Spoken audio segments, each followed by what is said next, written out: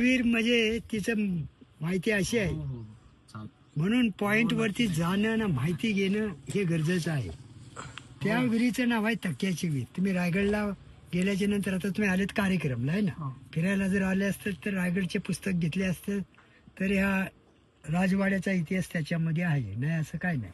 तर त्या विहिरीची माहिती अशी आहे की रायगडला जसं राजांचं सिंहासन आहे ना, मग राजे रायगडावरून जर आले, हे समोरचं घर आहे, या ठिकाणी आऊसाहेब राहतात, हे आऊसाहेबांचं घर आहे.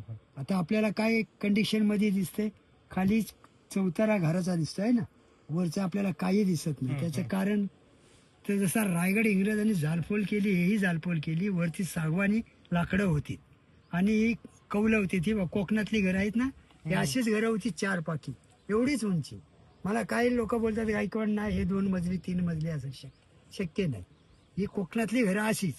आता तुम्हाला रायगडला बघितले तर मोठे मोठे चौतरे वगैरे आहेत, पण सेम असेच चौतरे, फक्त पॉइंट वरती बोर्ड आहे. तर वरती सागवानी लाकडं वगैरे होती आणि कौलं होती. सगळं इंग्रजांनी जालपोल केले, वरचं शिल्लक काहीच राहिलेलं नाही, खाली चौतारा म्हणून राहिलेला आहे. हा, तर हे आऊसाहेबांचं घर. महाराजांचे 8 पत्नी होते बरं ना, 8पैकी एक इथे या ठिकाणी आऊसाहेबांच्या शिवेला होती. महाराजांची 3री पत्नी, तिचं नाव पुतलाबाई, सती तीच गेली. तुम्ही बसलेत लय भाग्यवान. हे पुतलाबाईचं घर, हे घर जे आहे ना, हे पुतलाबाईचं घर. आईच्या सेवेला एक होते. बाकीचे आऊसाहेबांच्या सेवेला विश्वासू 14 सेवक होते. ते हे चौतरे आहेत ना, आपण तुम्ही आले हे चौतरे, हे हा एक दरा, हा मधला, तो इकडे काय चौतरे वगैरे काय नाही, हे एकूण 14 चौतरे आहेत. हे आऊसाहेबांच्या सेवेला असणाऱ्या लोकांचे हे सेवकरी फॅमिलीचे राहायचे. राजे रायगडावरून जर कधी आले तर तुम्ही रायगडला राजांचं सिंहासन पाहिले बसण्याचे, ते हल्ली पूर्वी ते ओपन होतं, हल्ली ते डंबरी बांधली म्हणून त्याला थोडासा इंटरेस्ट आहे. पण इथे राजांचं सिंहासन आहे. राजे जर कधी रायगडावरून जर आले तर आऊसाहेबांच्या घरामध्ये बोलणी चालणी करायचीच नाही कुठे. आता तुम्ही वीर बघितलीत ना, तिथे बसून ते न्यायनिवाडा करायचे. त्यांच्या बसण्याचं ठिकाण तो असा चौक बघायला आहे ना, रायगडावरून आल्याच्या नंतर तिथे बसणार, मानगट मांडील, आणि तो पाठीमागं टक्के आहे ना, त्या टक्क्याला असे टेकून बसणार राजे. त्याच विहिरीचं नाव आहे तक्क्याची विहीर. पद्धत अशी आहे, खाली पाणी आहे ना विहिरी, पाण्याच्या वरतीच त्यांचं बसण्याचं ठिकाण आहे. पण आता ते पिण्याचं पाणी आऊसाहेबांच्या सगळ्या लोकांना ते पिण्याचं पाणी. पण आता कंडिशन त्या पाण्याचं असं दिसतंय आपल्या डोळ्यासमोर का ते पिण्याचं पाणी नाही आहे ना, गढूळ पाणी दिसतंय. त्याचं कारण काय, ओपन असल्यामुळं केर कचरा हवा सुटल्याच्या नंतर आतमध्ये पडल्या जातो, त्याच्यामुळे ते पाणी आता गढूळ दिसते. ह्या डोंगरातून त्याला पाझर आहे, डोंगरातून पाणी येतं. तर आता ते ओपन दिसतं, त्याचं कारण हे हवा सुटली आतमध्ये केर कचरा पडतो. पण पूर्वी ते पॅक होते, ती विहीर पॅक होती. आपण तो जिना आहे ना खाली उतरायला, ते पण पॅक, तिकडचा बाजू पॅक. मग ही ओपन होण्याचं कारण काय, तर आतमध्ये ते गोल गोल ते नले आहेत ना, त्याच्यामध्ये सागवानी लाकडं अशी सारखी होती आणि त्याच्यावरनं दगड्याची लेवल होती. म्हणजे पूर्वी ती विहीर पॅक. मग आता पाणी काढायचा प्रॉब्लेम, त्या दगडाच्या तिथं घसरला, तिथं लाकडी राट होता, त्या राटाने पाणी काढायचं. पण जसं रायगड इंग्रजांनी जालपोल केली, हेही जालपोल केलं, ती लाकडं सगळी जळाली, विहिरीतली दगडं सगळी खाली पडली वरची. मग ते गव्हर्नमेंटने दगडं काढून पाणी एकदम शुद्ध केलं. आता आपल्याला साक्षात ते पाणी शुद्ध दिसत नाही, ओपन असल्यामुळे. पण ती पूर्वी विहीर पॅक. मग राजे रायगडावरून जर आले तर मी मगाशी सांगितलं, आऊसाहेबांच्या घरामध्ये बोलणी चालणी करायची नाही तिथे. पण रायगडावरून आले तर ते घोड्यावरून यायचे. तर मग ते घोड्यांच्या जागा कुठे आहे, ही भिंत ही बघितलीत ना, ही भिंत आणि ती भिंत, हा मधला परिसर आहे, त्या घोड्यांच्या पाग आहे, तिथे घोडे बांधणार. मग राजाने घोडे बांधले का जाऊन त्या तक्क्याच्या विहिरीवरती मानगट मांडी घालून असं टेकून बसणार.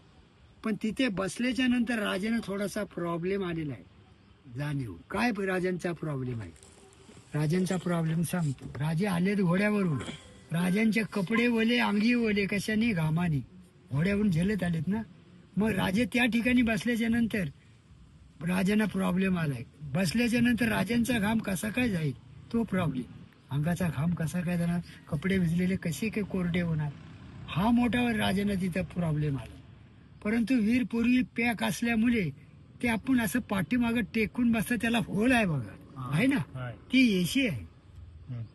आलं लक्षात.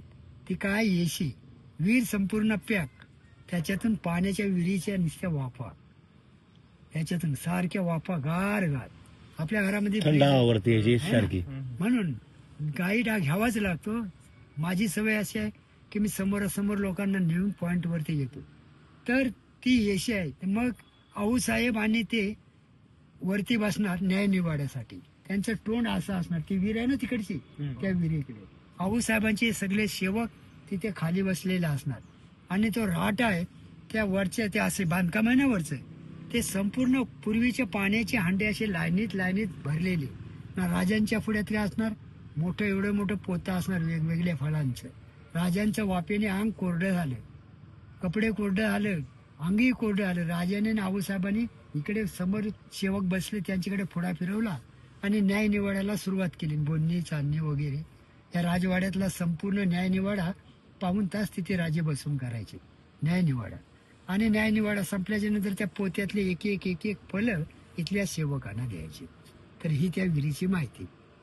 आता मी सांगितलं हे सेवकांची घर आहेत. हा, हे पुतलाबाईचं हे आऊसाहेबांचं घर आहे. पण आता या ठिकाणी एक सांगतो मी तुम्हाला, मोठापणा माझा नाही, मी इथला स्थायिक आहे. हे समोरचं घर आपलं.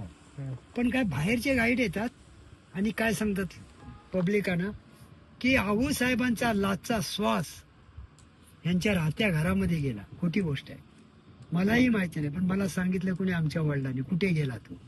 आमच्या वडिलांना कोणी सांगितलं? त्यांच्या वडिलांनी. माझी माहिती अशी आहे की आमचे पूर्वज, आमची 5वी ते 6वी पिढी राजांच्या फौजमध्ये होती.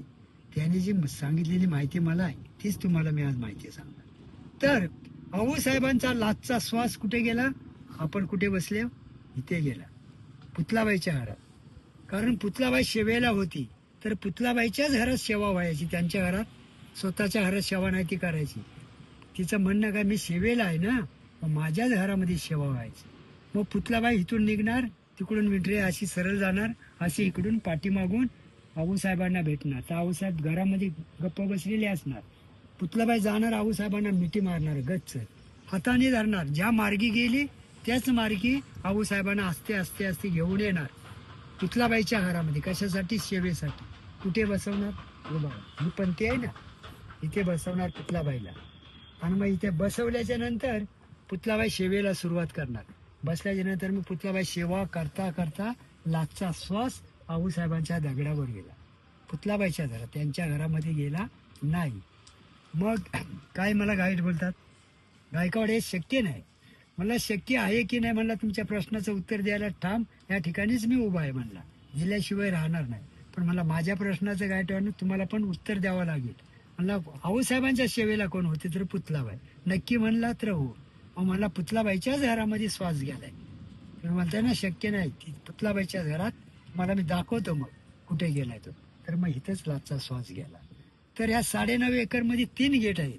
हा आपण आला, हा मेन गेट, हा कलकाचा बांबू बघा दिसतोय तिथं, दुसरा गेट, आणि हे माझं बोट आहे, या इकडे ते झाड आहे, तिकडे एक गेट आहे. 3 गेट आहेत.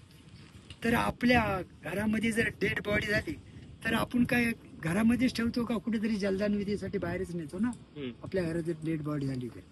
मग ह्या राजवाड्यातला 3 गेट आहेत.